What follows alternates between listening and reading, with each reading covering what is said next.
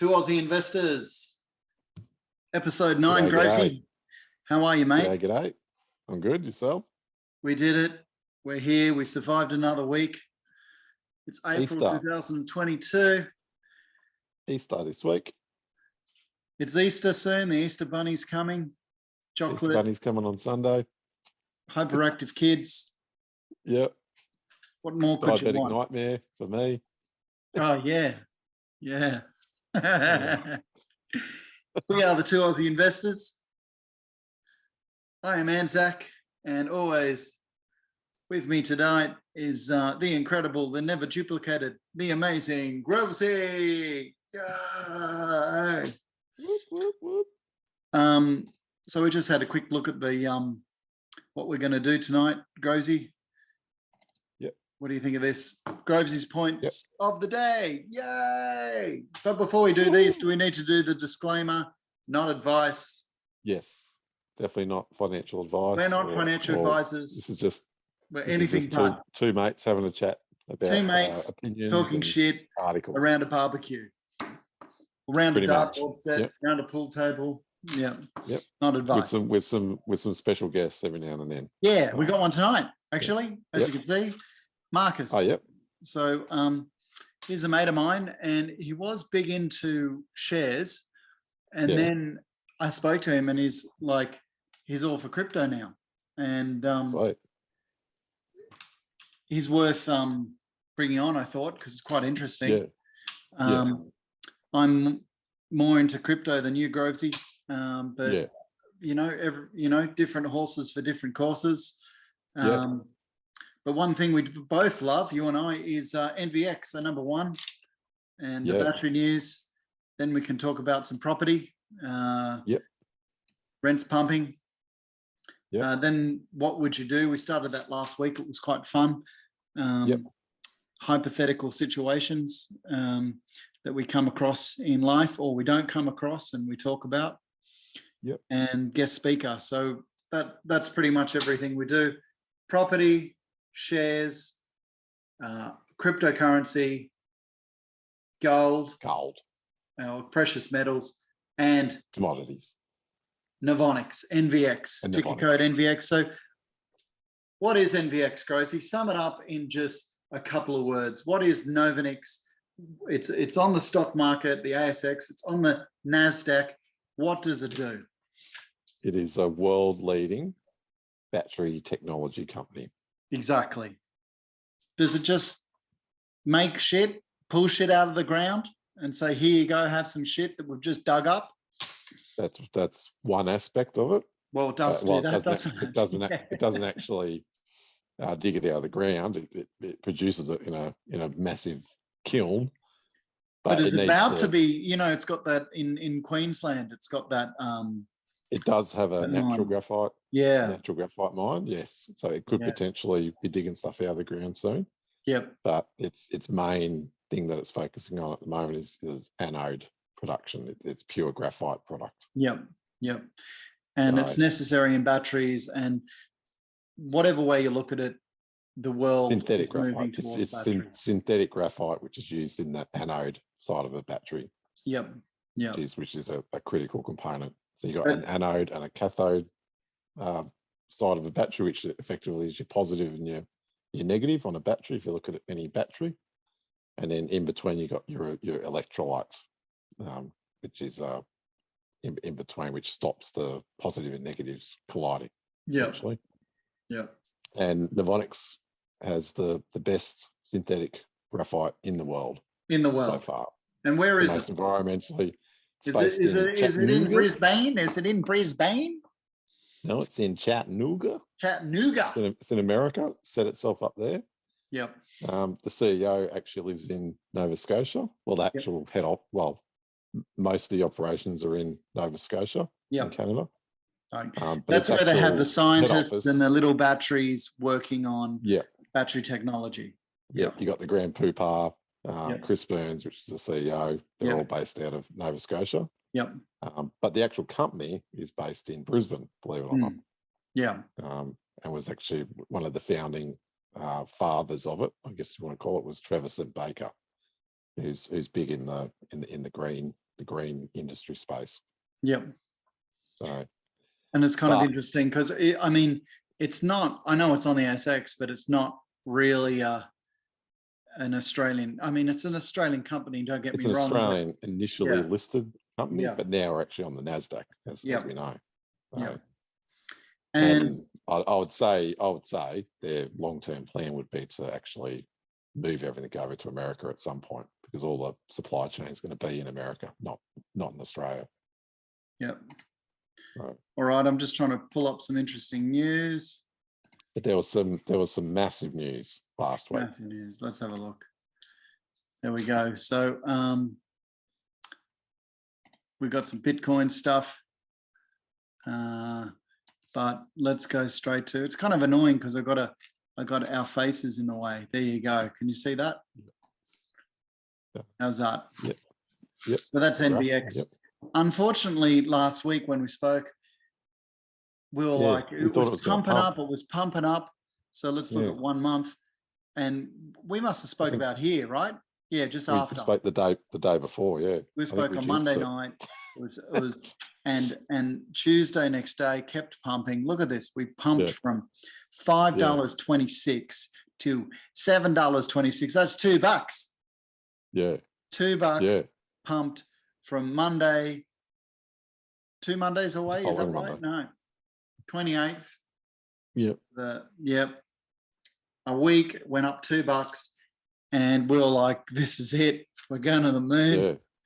Yeah. You know, like hold on to your horses. And what the fuck happened? Yeah. Well, what the fuck happened? I think what happened was the Fed said they were going to increase rates more than what the market thought. So that was partly to do with it. Yeah. Because every battery stock has been hammered over the last week or so. Yeah. But has it? I mean, it seems as though it's plotted off. I mean, for ages, if we look at this 6 months, we were we couldn't get above that $5 line. You know, since February, we couldn't get above it, and then we smashed it. We smashed $5, went right to $7. So we're sitting above. You know, 624 now. So I mean, we're above $6. I thought if we broke above 8, then it would run. Yeah. But it didn't. It got, what did it get to? $7.20 or something? Yeah. Yep. 726. 726. Yeah. So, and today it went down as well, you know, but it's not going down as much. And it's staying above $6, which is nice. It'd be nice to see a turnaround. Where are we going to be next week? What do you reckon? Well, we just need some announcements. We've had no announcements for, what are we now? April, like mid-April. Let's look at some of these things I've got here. So I've got 1, 2, 3, 4. Yeah. Okay. Well, that's, oh no, that's, so, I mean, this is what we touched on last week, which is, funny enough, could be the biggest news we've ever read. Yeah. It could be the biggest news ever for NVX. Battery researcher Jeff Dunn. So you like to call him the Bull Goose Looney, or what do you call him? The Grand Pooper. You call him Grand Pooper. I call him Papa Smurf. Yeah. Why? Yeah, you call him Papa Smurf. Papa Smurf. Why the million-mile battery makes sense? Okay. Yeah. So the battery research team around Jeff Dunn continues to work on the million-mile battery, as the Tesla battery researcher explained at an online conference. The actual goal is not to make electric car drive 1.6 million kilometers with it, but to be able to use the battery in V2G applications. Okay. Vehicle to grid.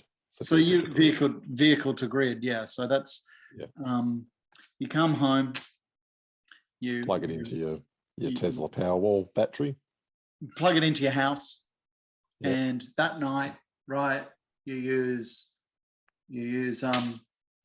battery power.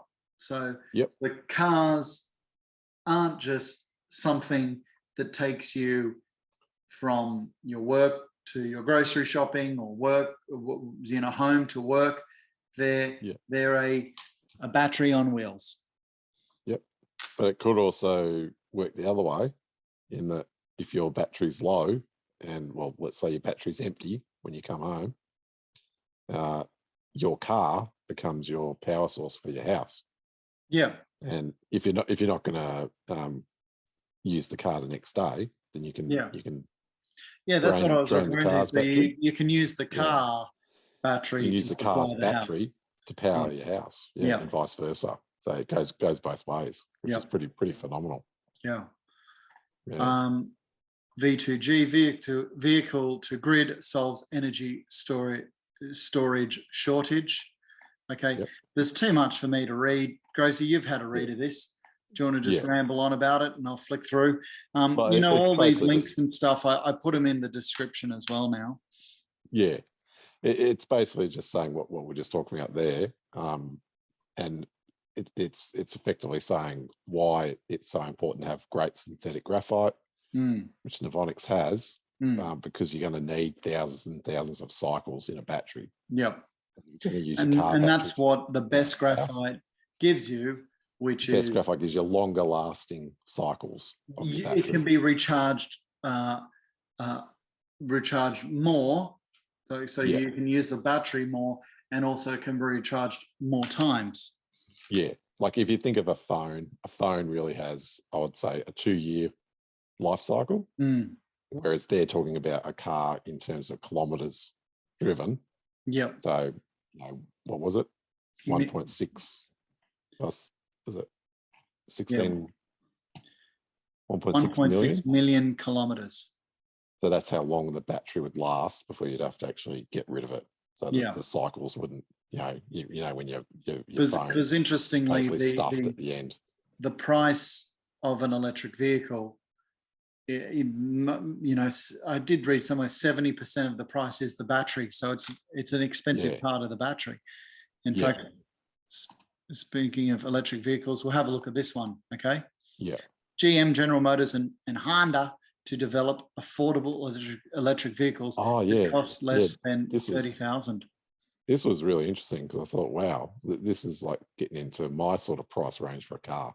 Yeah, I thought this is awesome. If they but can actually 30,000 is, I think that's USD, because we're probably USD. Yeah, so it might be a couple more years till Australia gets to 30,000, but that's what, about 45,000 Australian. So that's still relatively cheap for a car in Australia. Yeah, definitely. I just thought, wow, this is pretty cool that they're actually starting to say they're going to develop, because I mean, most electric cars now are 60 plus. Yeah. If they can start to produce cars less than that, the market. And how they're going to produce cars less than that is these big boys, the General Motors and the Honda and stuff are going to work together. Who have all the manufacturing facilities already set up to produce cars. Phil, good morning. Yeah. Good morning, Becky. General Motors and Honda announcing that they will be co-developing low-priced EVs. What are we talking about? EVs. Low-priced EVs. What are we talking about? You know how people do that? They ask themselves questions. What are we talking about? Americans love asking themselves questions. In the third person. To jointly develop and build respectively at their own plants electric vehicles that would be targeting the most mass of the mass markets around the world. For example, small crossover utility vehicles. There's about 13 million of those sold every year. General Motors and Honda believe that they can come in with an Honda. EV model, lower price. They're not giving targets at this point, but think about models that are likely going to start under $30,000, or at least that will be the target when they go into production in 2027. GM and Honda have been working together for some time. That's not long away. Sorry, what? That's 5 years away.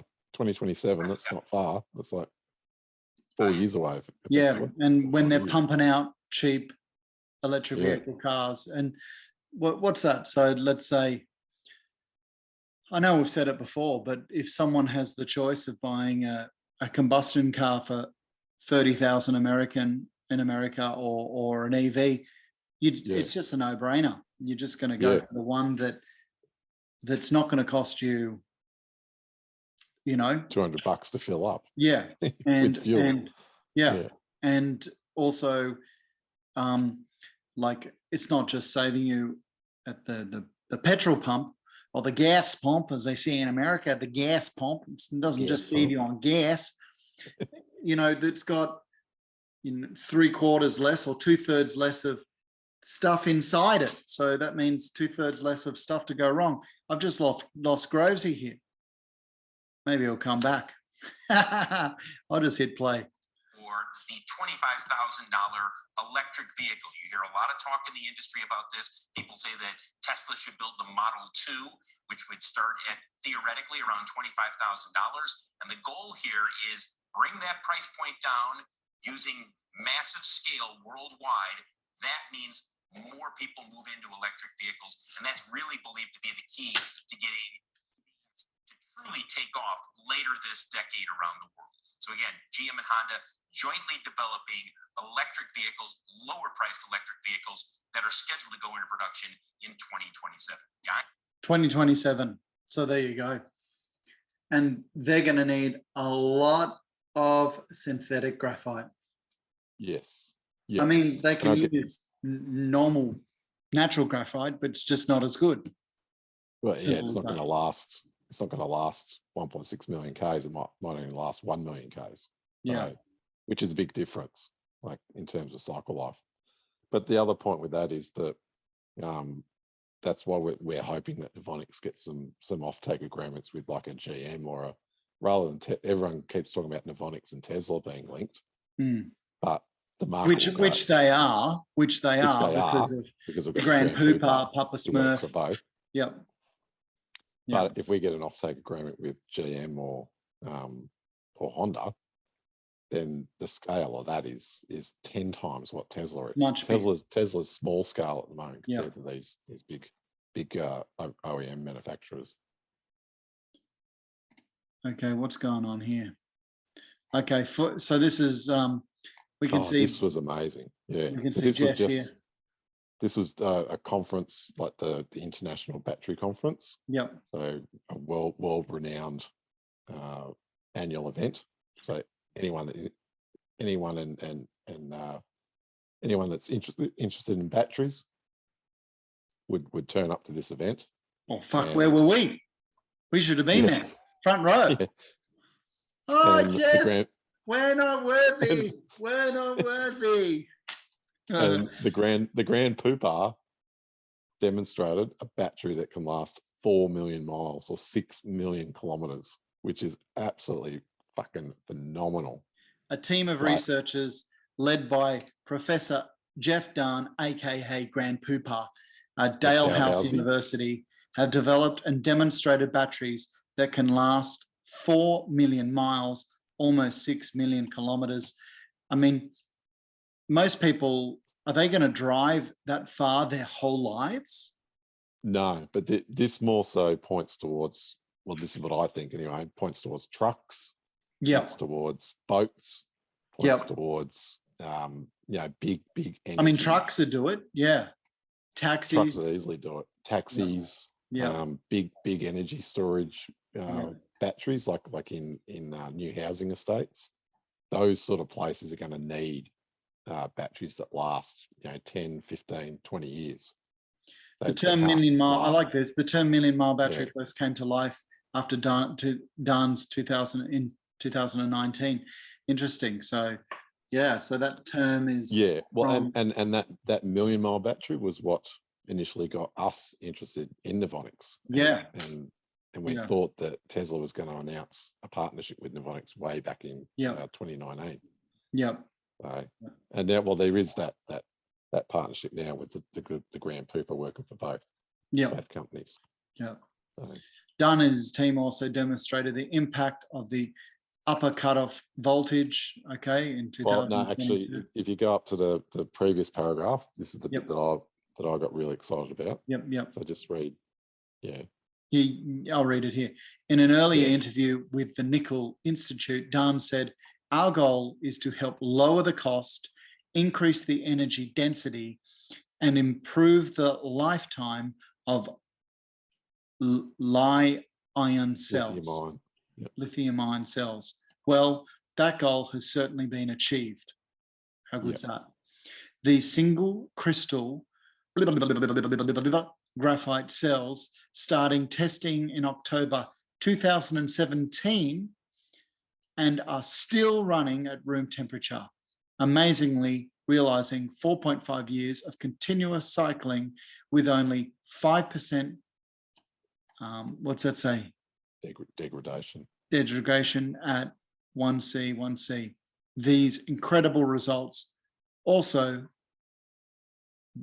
can also be achieved at the higher temperature of 40 degrees with 4.8 years. So yeah, they've got a battery that's in there. And the most important thing there was that word single crystal. So that single crystal and all the palaver after it, that's the single crystal cathode that they're talking about.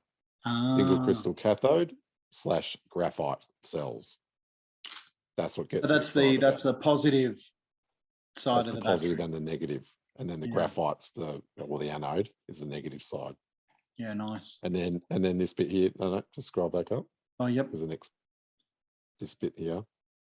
So the factors contributing to the cell's long lifetime include switching from polycrystalline NMC to single crystal NMC.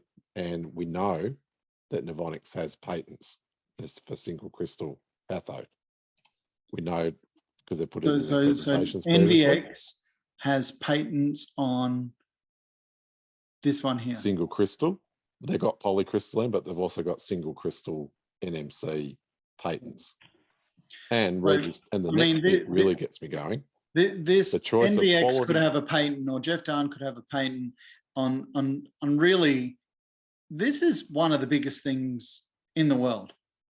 Yeah, I mean, it doesn't say anything to do with patents here, but I know from what we've read previously that Novonix definitely does have patents. So we're kind of just joining dots here and making assumptions. But the next bit is the bit that gets me excited as well. The choice of quality artificial graphite, and I wonder which graphite they used in that testing, and appropriate electrolyte additives.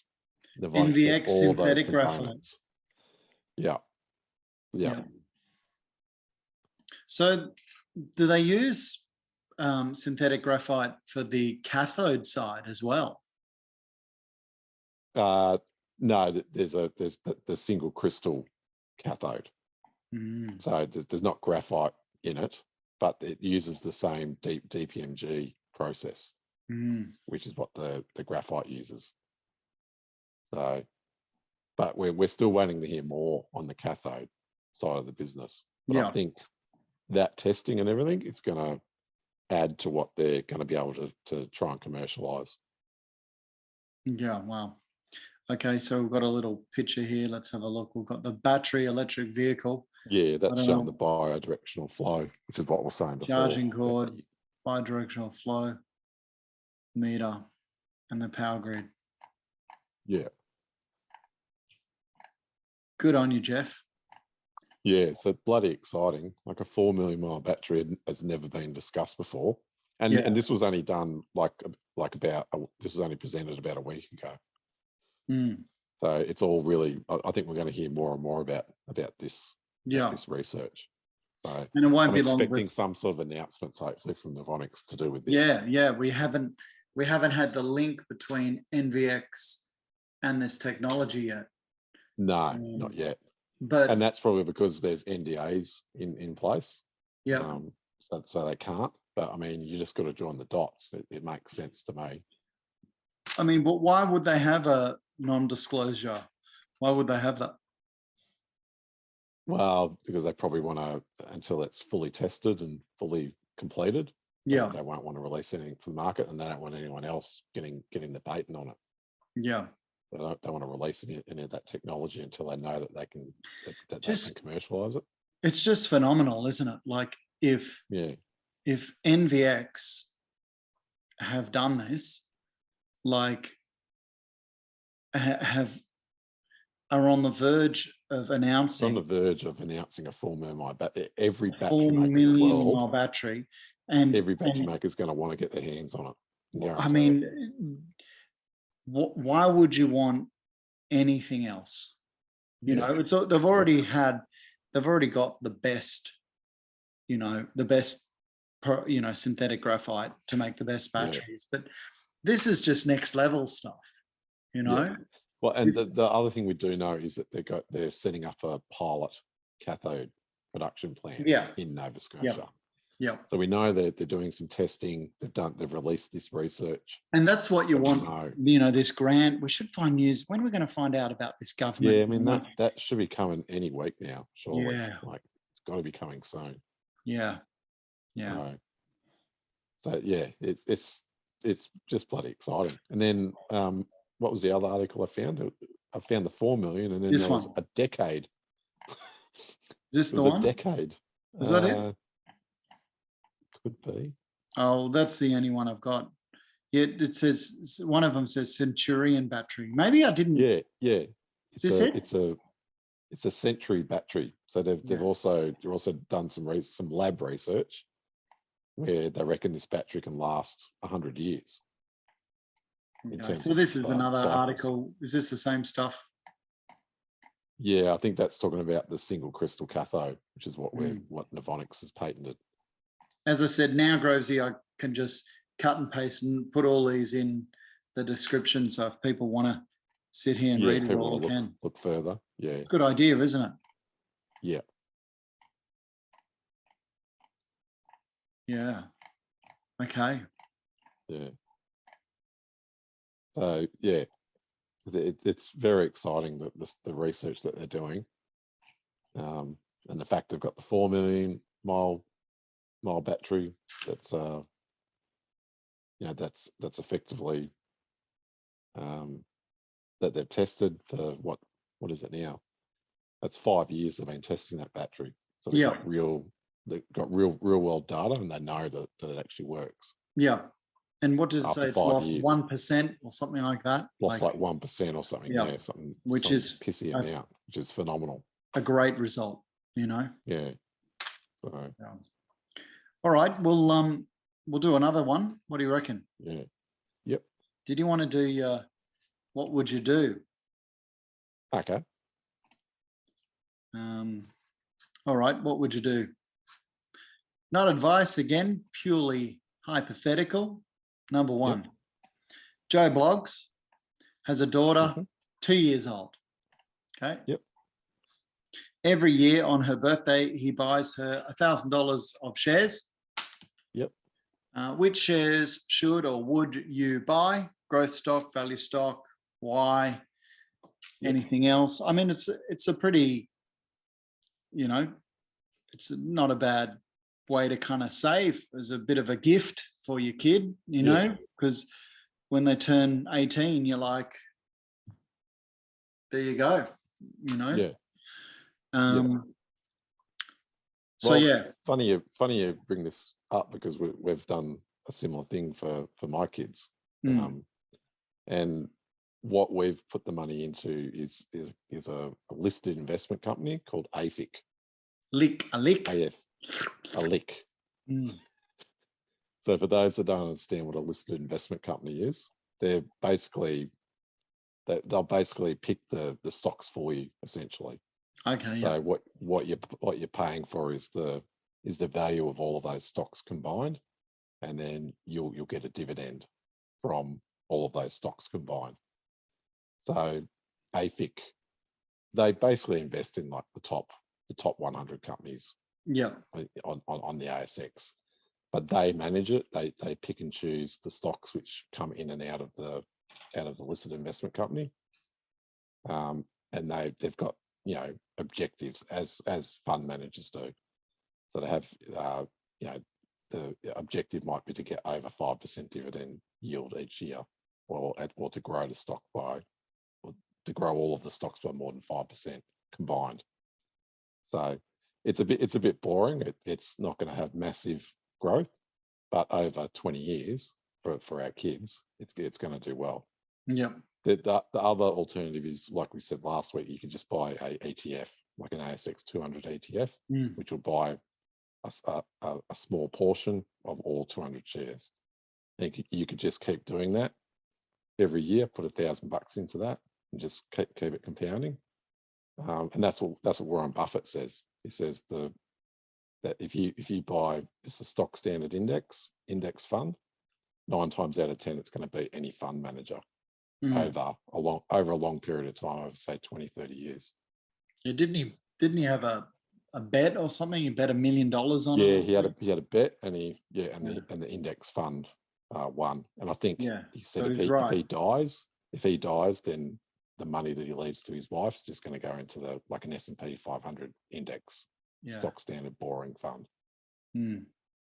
So that would be my hypothetical advice. So you reckon hypothetically put it into something that you're doing, but hypothetically, if Joe Blow was Joe Bloggs, not Joe Blow, was asked you'd say put it in a LIC or an ETF, listed investment company or ETF.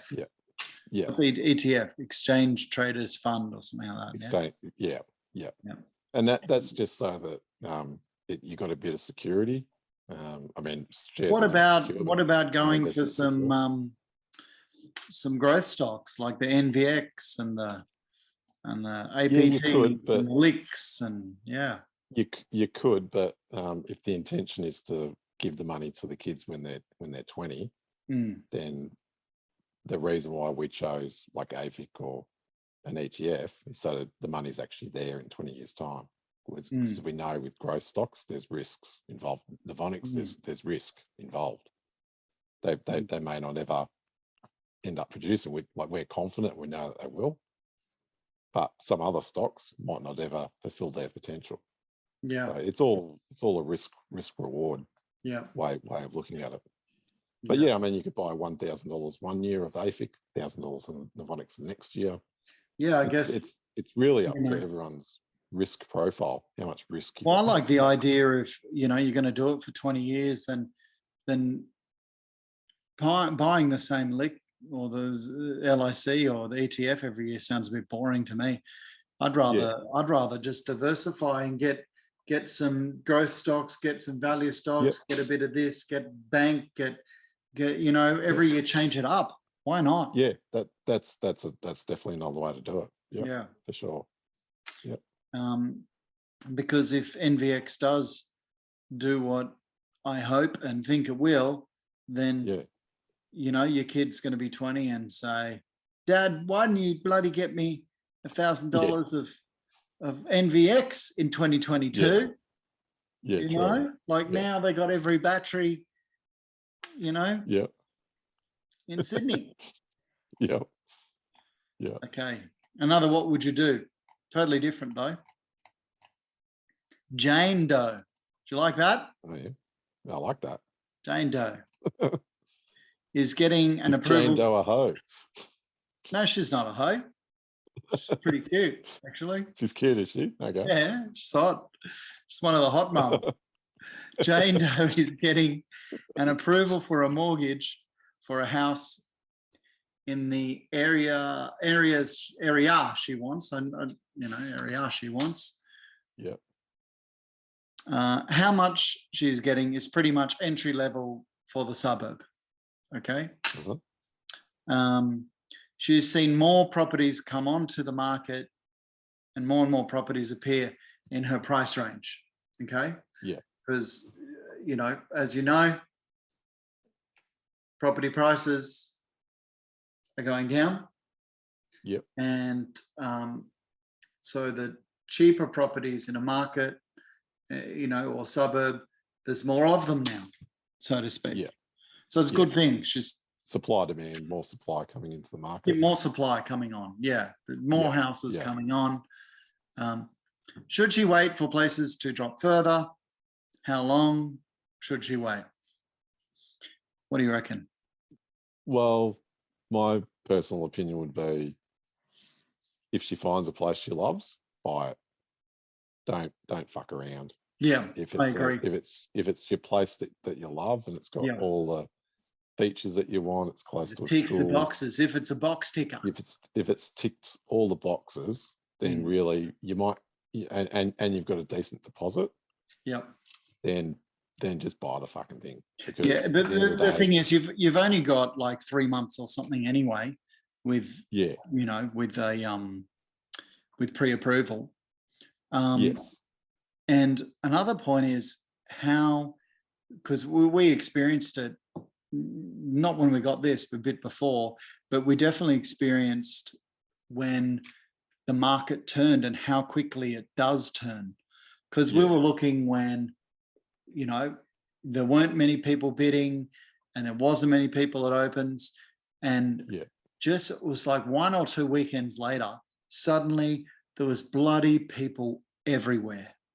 Yeah. And the agents were just like, isn't it interesting how quickly it turns? I think it was like Easter as well. So was that Easter 3 years ago now, I think? Yeah, it would have been. Yeah. And just that weekend, it was like, it was a different world. And fortunately, we saw this very soon after, and this house, I mean, and we were just kind of lucky. But I'm just trying to say that the market can turn quicker than you think. I guess my point for just buying it, if it's what you really want, is if you've got a long-term perspective on it, if you're not going to flip it or whatever, then if the price goes down 10% in the next 2 years, is it really going to matter? No, because you're going to be living there. It's a roof over your head that you're going to be living in. And over 10 years, you can almost guarantee that it's going to go up. Well, not almost guarantee, never guarantee anything, but over say 20 years, you'd be pretty certain that the property's going to be worth more than what it was before you bought it. If you're buying it to live in for a long time anyway, you know, and it does tick your boxes. If it's an investment, it's a way different scenario because it's a business decision then. But this is for her personal house. I think you just buy it. So how long should she wait? Well, I mean, I guess it also depends on what's happening with interest rates at the time. If interest rates are starting to go up, well, there could be a good time to lock the rate in as well. So buy it now, lock the rate in, before interest rates keep going up. So there's a lot of factors to consider. But at the end of the day, I think if you find a place that you like, it's going to be a long-term place for your family, and you're happy with it, just buy it. Don't fuck around, because I mean, look how hard it is to get places now.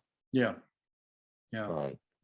And it never seems to go down as much as it goes up.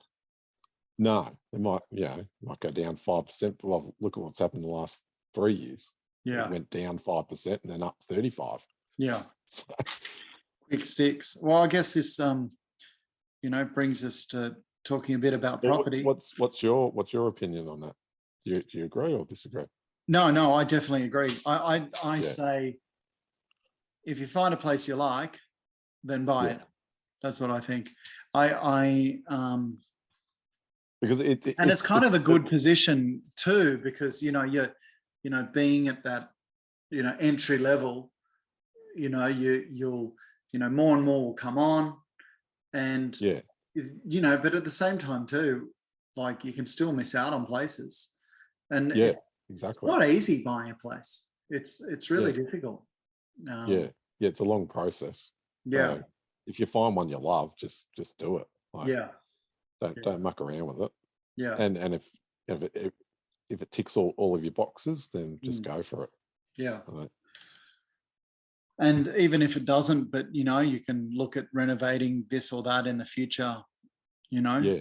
Then once it's yours, well, because that's what I was going to say before. It's a emotional decision, really. Because it's where you're going to live for the next 10 years. So if it pulls at your heartstrings and you love it, then just do it. Like, money is one thing, but to have the security and a roof over your head and to be in a good location, that's more important. Because we've talked about it before. There's more to buying your house than just it going up in price. And stability.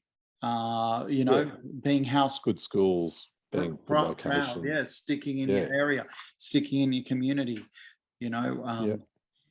It's buying a house is not just about it going up in value. And in a way, sometimes I think it's a shame that houses go up in value and that it is an investment. I mean, if they didn't, go up in value. Imagine, you know, I sometimes think of that, you know, I know that sounds crazy. But, you know, it's a bit of a shame that they are such an investment, you know, because they, well, and nowadays such a massive investment for people. Oh yeah, it's huge. But yeah, got so many thoughts coming into my brain. It's hard to spit them all out. Like it's more than just an investment. I guess that's my point. It's that emotional, it's that tangible thing that you can touch and feel. It's not like a share which you got it's just it's a number on a screen. Yeah. It's a place for your kids, place for your partners. Yeah. It's a place where your friends come to, place of enjoyment. So if you're going to get enjoyment out of the place, play pool. Play pool, going to build a pool. Yeah. Put a pool in. Like it's about, I guess the point I'm trying to make is, you know, life's about moments and about, you know, enjoying things with people. So it's more, buying a house for yourself is more than just like what you're saying. It's more than a monetary decision. Yeah. There's all of those other human elements to it that you've got to consider. Well, let's keep talking about property. Is that cool? Yeah, go for it. All right. Well, funny enough, just to bring in a few property stuff. So we got this.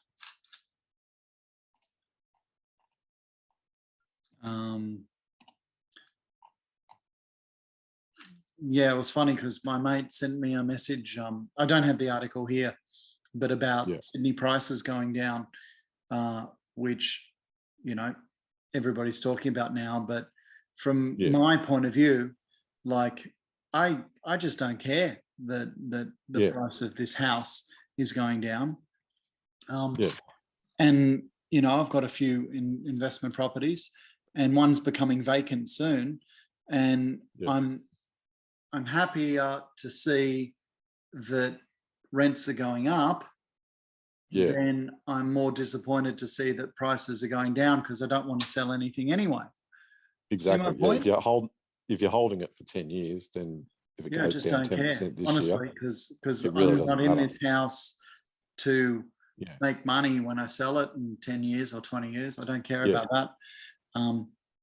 But at this moment in my life, rents going up will help me more than this property going up. Do you know what I mean? Going to help your cash flow. Going to help, you know, pay the bills. So there we go. I think you maybe sent me this. Did you, Grovesy? Sydney Melbourne prices dip while growth gets a bump elsewhere. Yeah. Okay, so Core Logic latest report, we've seen it. Yeah. And I mean, everyone's probably read articles over the last week about, you know, interest rates going up. Yeah. And they're going to go up. Like, there's no doubt about it. Probably June will be the first rate rise. Yeah. But people have got to remember the cash rate's at 0.1%, which is the lowest in history. Yeah. It's the lowest in history. Yeah. So normal rates are normally around 3%, believe it or not, which is about 5% on your. Which is how many rate rises away? Which it's not going to, well, I personally don't think it's going to get to that because people's mortgages are so big at the moment. I don't think RBA is going to go to 3%. I think they'll go probably to, you know, 1 to 1.25%, you know, by probably around this time next year. So if you've got a 2.5% loan at the moment, it's going to go up to 3.5%. Still bloody cheap when you think about it. Very cheap. To, say 5 years ago. Yeah. Most people's mortgage rates were, you know, between 4 and 5%. So still very, very cheap. Okay. And everyone should have had a, you know, should have saved a bit of money over COVID for this exact moment when rates start to go up. There you go. So this is Melbourne renters left scrambling as the market recovers quickly. So we're kind of entering the it's price of property coming down, but rent's coming up. Yeah, like you're saying about how you're saying, you know, how quickly the market turned when you're looking at buying a place. Same for renting. Yeah. Like when I was renting my investment property at Christmas time, there was no one was really hard to rent. So I actually had to drop the rent. Yep. But now they're saying it's getting really, really tight. Yeah. So that's in that's in the space of 3 months. Yeah. Yeah. It changes. It's amazing how quickly it changes. Yeah. Right. Melbourne faces a fresh rental housing crisis as tenants find properties have dried up in some areas of the city. Okay. Dropped to 1.8% across the city in March. Okay. And they've got some bloke, look, he's got the Hillman hoist behind him. Yeah. It's a pretty cool photo, eh? Yeah. What's he got there? He's got his shirt. He's got his tea towel. Yeah. No undies though. That's not undies No. there. No, couldn't have that. He's got his tats. Yeah. Bartender and wedding singer. Yeah. What a legend, eh? What a legend. Wedding singer. Okay, yeah. So renters, vacancy rates above 2%. Yeah.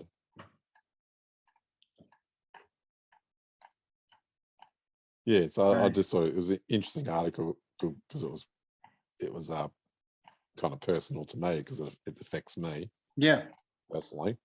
I just thought, wow, that's amazing because it was so hard to find someone at Christmas time, and now it's gone full circle. It's going the other way. Yeah. Yeah. Which is, yeah. Well, I guess shows the impact of the borders reopening, and shows the impact of COVID, I guess. Yeah. Yeah. So, well, that's where with the borders opening, that's where people come. They come to the cities because they're the jobs. The country, but a new report has found regional Australians are feeling it the most, with more people fleeing our capital than ever before. Dr. Cassandra Goldie is the Chief Executive of the Australian Council of Social Service, and she joins us this afternoon. Cassandra, thank you so much for your time. You've worked on this report and found that regional rents nationally are now 18% higher than 2 years ago. She's pretty cute, this one here. Yeah. Not Perth. 9 News is cute. Perth, no, not so. I like 9 News a lot. Yeah. I like that look she's got there too. She means business. Yeah. That's a huge jump. It's clearly devastating for people in regional communities, particularly those on low and modest incomes, where historically, of course, regional Australia was a place where it was more affordable and you'd move there if you were struggling to make ends meet. So what's happened with this pandemic, of course, is that we have people moving out from the cities into regional Australia. We've had a number of other changes that have meant that the prices have now accelerated at a rate that people just cannot afford to pay. So Orange, there's New South Wales there. The pandemic is the driving factor in this. There's no question. We've seen this globally. The report confirms that we've seen increases in costs of housing across the board in other countries. But Australia is starting from a situation where housing affordability was bad before the pandemic. And so we've now got, with very low interest rate environments and those at the higher end with a lot of cash to spare. Where's that? Is that Brisbane or something? Yeah, I think that was Brisbane. Those safe. Because it had some shitty fucking river, Wow, Could have been Melbourne river. too. Melbourne's got a pretty shitty river too. Could have been Melbourne. Melbourne's got a pretty shitty river too. Yeah, God, Sydney's it's just so beautiful, isn't it, compared to the rest? Savings on those balance sheets. Look at all those solar panels, Grovesy. Yeah, that, eh? Feeding into a Novonix battery. Exactly. People have been snapping up properties, often for an investment purpose, as well as those moving to regional Australia over the last 2 years, so that people on low and modest incomes have really suffered as a result. Income is one thing when you look at regional areas, but also factor in drought, recent floods. There's been some really tough times, and there very much is a fear that these increased rental prices will make people homeless. You don't get more important than having a safe and secure place to live, do you? So this has devastating effects, both economically and also in terms of health outcomes for children's education. It affects all aspects of your life if you can't afford to live where your job is, for example. So we need a comprehensive plan here from the government, both to construct temporary accommodation urgently when we have these kinds of extreme weather events. Shit, look at that. Look at that. Look at the fucking house. Amazing. Fuck. plans. That hasn't happened. And secondly, Look at that shit. this plan which focuses on lifting up incomes for those with the least so they're more adequate to compete in the market, to have a big boost in social housing, and then for us to look at the rent laws to make sure that we don't have people evicted into homelessness without a plan for alternative accommodations. In this report, how does Australia stack up again? I just think she's gorgeous, this chick. I like her. What do you reckon? Yeah. She's all right, hey? Yeah. Other countries. Well, some great examples from overseas of policy solutions that we haven't adopted in Australia yet.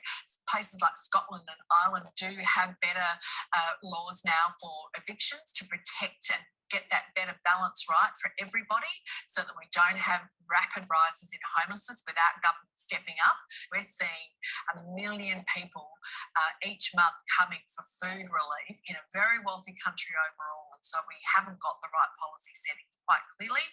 Poverty and homelessness will be on the rise unless we see a federal budget that tackles the housing affordability crisis, particularly for those on low and modest incomes. We provided a whole range of solutions that the government could adopt. As you mentioned, there's a budget coming up, there's an election coming up. Let's hope there's a budget coming up. It's been and gone. This is a bit old, this, is it? Well, the simple answer really is increasing the supply into supply properties, but that's not going to happen anytime soon because of COVID. Yeah. That's why it's a problem. But I can vouch for what that lady's saying because my mum works for Vinnie's up in Albury, and yeah, there's you can't get any place in Albury at the moment to rent. To rent, and she gets people coming that are living in their cars, and they're asking for food handouts because they can't get, even shitty accommodations taken up. Yeah, so it's a bit of a problem. I don't know how governments aren't really going to be able to solve the problem. I don't think it's going to be the free market by having more supply coming on board, but that's going to take another couple of years. So it's going to be a big problem. Yeah, and it's only going to get worse. Yeah, for the next few years, I think it's going to get worse until more supply comes on board. All right, let's have a look at this one here. How high will interest rates go, and what will your mortgage be? So they're going up. How high do you reckon they're going to go? By this time next year, what do you reckon they'll be at? I don't know, because I don't know. What do you reckon? I reckon 1.25. So an extra 1.25% on what. What's that? That's 5 rate rises, yeah? 5. Yeah, 5.25 rate rises. Yeah, which is still fucking low. That's the thing. Yeah, that's what I mean. It still means if you're on 2.5% now, you'd be at 3.75, which is still cheap. It's still cheaper than 3 or 4 years ago. It's still cheap money, isn't it? Yeah. All right, let's watch this Muppet. All right. Must have been shares. And David, I'm going to say thanks for your time. It really was what was in that statement that caused those markets to react in the way they did, wasn't it? Because, there's a change of language here, isn't there? Well, it's actually what was. This is why we've seen NVX and a lot of stocks go down because rates are definitely going to rise. That sentence was missing in action today, and that hence the. So we can show people this. In fact, we can show some of the actual change in the language that took place. So if you have a little look, it says the borders want to see actual evidence that inflation is sustainably within the 2 to 3% target range before it increases interest rates. Previously, it had said it wanted to be patient. It was that word patient disappearing that in many ways was the bell the cat, if you like, on where the Reserve Bank thinks interest rates are going to be. That's exactly right. I mean, its patience is worn thin. I think the war going on in Europe and the upward pressure on oil prices, energy prices, inflation is going to be higher for longer now. And I think they feel the need to react a bit earlier than they were otherwise thinking. Okay, so you did something today, and I've got your report here, and you basically said, look, I've now brought forward the timing of my first expected interest rate hike from September to June. Why did you do that? Well, I thought they were going to, basically they're waiting to see. So June. They reckon? Yeah. A couple of months away, first interest rate rise. Yeah. September.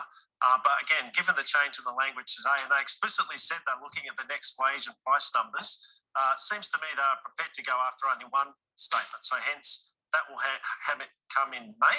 And so my timing is now June. So we should explain to people here that... When's the election? May. Okay. All right. May 21st. Yeah. Here's another example, but this was a wholesale change. So this is about wages that you talked about. And there are some areas where larger wage increases are occurring, given the tightness of the labour market. A further pickup in aggregate wages growth and broader measures of labour costs is in prospect. This is a brand new paragraph. That wasn't there previously. And I think what this points to is they're probably getting anecdotal reports from businesses themselves. Well, hallelujah that they're doing that finally, because they've literally been living in a hole for the last little while if they didn't know there were wages pressures out there. Yeah, well, that's right. I mean, so the reports are feeding through, and I think they do anticipate it's going to be reflected in the next official wage numbers as they come out. And it seems as though one of the Reserve Bank members or governors or directors has actually got a car that they've had to fill up with petrol. If we show you this one as well, this is the other new one that's come out. And we can sometimes imagine that the Reserve Bank's waiting for the empirical evidence, but of course we only get inflation. It is about higher petrol costs equals higher inflation. The main source of uncertainty relates to the speed of the resolution of the various supply side issues, developments in global energy markets, and the evolution of... All right, well, that's enough. I'm fucking sick of this. You sick of them? Yeah. Yeah. They're banging on. All right, so that's property. We did, you know, interest rates. Interest rates. Okay, well, you sent me this as well, just quickly. The suburbs where you can get on the property ladder quickly using only a 5% deposit. So the federal government's budget delivered good news this week to all the aspiring homeowners who watched as house prices rose at record rates last year and wondering how they could ever possibly save enough for a deposit to crack the market. The government is expanding its scheme that allows first home buyers to purchase a property without having to save a 20% deposit or take out lenders' mortgage insurance. So you can just buy a property with less money. Yeah. But I guess, like we were discussing with Andrew last week, the problem with only having a 5%, and particularly now the interest rates are going to go up, is if house values do drop, say 20%, then banks can come in and ask you for that to make up the difference. Yeah, which you won't have. I mean, it's very unlikely they would, but they could if then they're asking you for 15% of the property's price. Isn't this crazy here? Look at this. Sydney, time to save without using government initiatives. So to save a 20% deposit in Sydney, 8 years and 1 month. Yeah. Is that for a home or an apartment? It must be a house, yeah? That must be a standard house, I'd say. Standard house, 8 years, saving. Yeah. It's just ridiculous. Melbourne, 6 years. Yeah, sure. It brings it down a lot, 5%. But the thing that stands out is years and years and years and years and years. Canberra, 7 years. Yeah.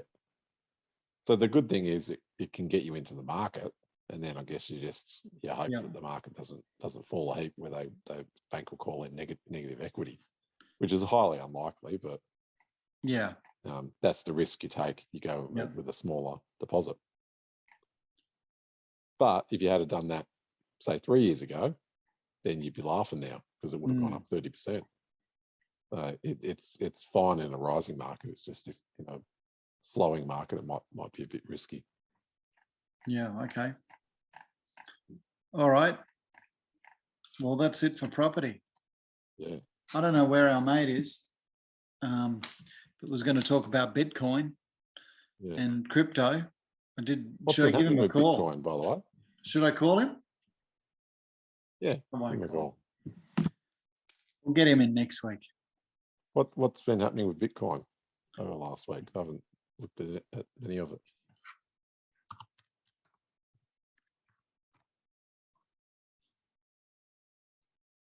One day, 5 days, 1 month. So what's happened in the last, because it was pumping last week, wasn't it? It was.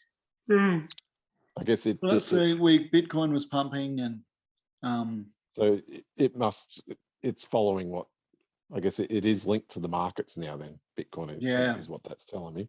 Yeah. So once the Fed came out and said they were going to tighten even further, the same as Australia, Goes down. That's reined it right in. Yeah. America went down, Australia went down. Yeah.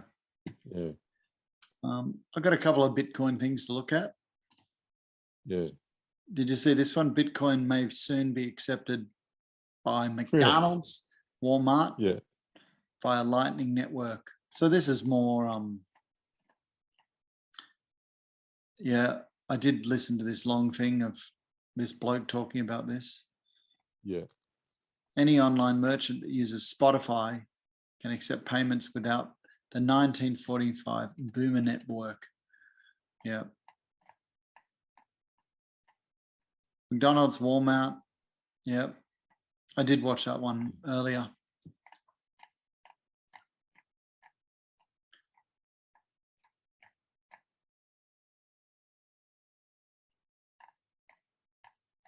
It's big news for so you'll be able to do smaller payments essentially. Yeah. Like just normal smaller transactions. And this is that, what's his name? Robert Kiyosaki. Rich Dad Poor Dad. Yeah. Kiyosaki. Will Smith slaps Chris Rock at Oscars.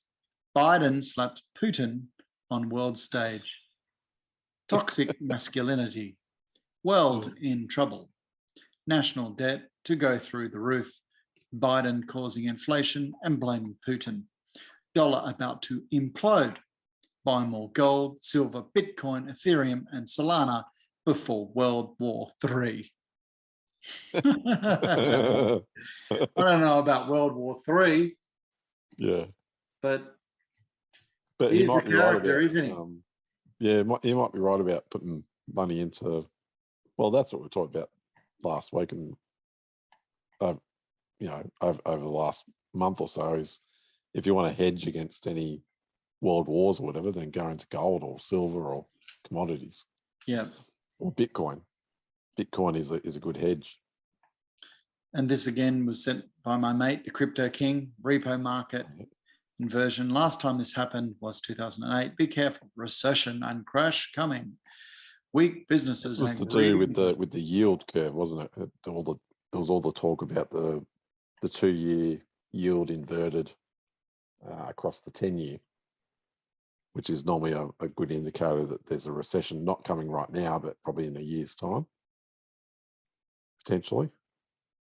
In 2008, I borrowed 300 million to buy great real estate at bargain prices. Time to get rich coming soon. Time to get smart, not greedy. Yeah. Kiyosaki. Oh, do you want to watch a bit of this Bitcoin stuff? Yeah. Okay, this bloke was talking about it. Let's just give it a go from 1 minute in or so. Oh. For Bitcoin is not Ethereum. That's a payment system. It's not. It's not even gold. It's something like. I think we missed it. What's the biggest risk to Bitcoin? That's a payment system. That is an incredible. Okay, yeah, we'll catch it from the start, cuz. Okay. Competitor. Competitor. Who's Bitcoin's competitor? It's not. Okay. It's not even gold. It's something like the S&P 500. It's the stock market as a whole, and this is the way Bitcoin trades every day. If the stocks go up, Bitcoin goes up. It's like a highly levered NASDAQ stock on a day-to-day basis, and that is sort of, in a sense, the real competitor. And the question is whether we're headed towards a kind of 1970s style world where it's higher inflation, more regulation, and even being, you don't want to be in a stock or bond, but even being sort of going in cash or bond, but even being in a stock, you're effectively in something that's like a government-linked entity. Woke companies are sort of quasi-controlled by the government in a way that Bitcoin never will be. And this was, the Bitcoin, all these conventions that I think it was Bitcoin week last week or something, and in America there was people were going nuts for Bitcoin. Yeah. Well, that's its big. That's the biggest advantage of Bitcoin, isn't it? That it's not government controlled. But to me, that's also the biggest disadvantage. Disadvantage in that there's no regulation. In that sort of a world, I would submit that perhaps the way we should think of the Bitcoin to equity ratio, the benchmark for Bitcoin is not gold, but equities. And the question is, why can't there be parity between Bitcoin and equities? Why shouldn't we be talking about something more like 100 to 1? Which of course, that makes it Bitcoin look so small compared to. But see, to me, Bitcoin's not like it's nothing like a stock. Because a stock is a business. A business produces cash. But that's from what he's selling comparing goods. it to. He's saying, But could Bitcoin ever be compared to a stock? I don't think so.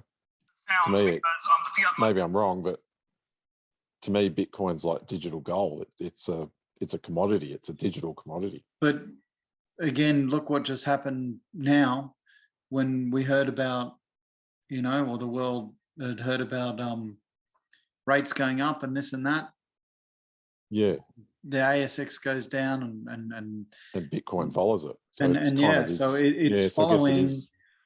Bitcoin is following the stock market more than it's following gold price. But is that because the instos are now into Bitcoin, so their money flows with what's happening with the equities? Is that more so what it is, rather than being dictated by smaller players? I don't know.